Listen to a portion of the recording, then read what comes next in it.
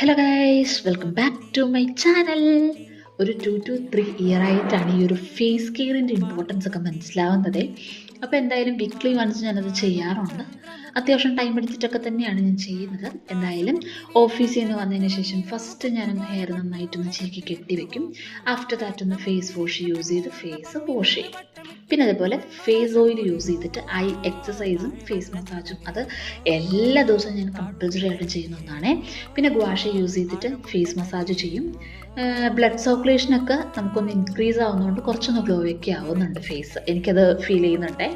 പിന്നെ അതേപോലെ തന്നെ പഫിനെസ് കുറയ്ക്കുന്നുണ്ട്, മസിൽ ടെൻഷനൊക്കെ ഒന്ന് കുറയ്ക്കുന്നുണ്ട്, എനിക്കത് ഫീൽ ചെയ്യുന്നുണ്ട്. ഓക്കെ, ആഫ്റ്റർ ദാറ്റ് ഞാനൊന്ന് ഫേസ് ഷേവ് ചെയ്യും. പിന്നെ അതേപോലെ സിലിക്കോൺ ബ്രഷ് യൂസ് ചെയ്തിട്ടൊന്ന് ഫേസ് ഒന്ന് സ്ക്രബ് ചെയ്യാറുണ്ട്. പിന്നെ എല്ലാവരുടെയും മെയിനായിട്ടുള്ളൊരു പ്രശ്നമാണ് ഈ ഒരു white head and dark head. എനിക്ക് അത്രയ്ക്ക് അങ്ങ് ഡാർക്ക് ഹെഡ് ഇല്ല, പക്ഷെ വൈറ്റ് ഹെഡ്സ് ഉണ്ട്. സോ ഞാനൊന്ന് ആവി പിടിച്ചിട്ട് ഞാൻ ഇതേപോലെ ഒന്ന് റിമൂവ് ചെയ്യും.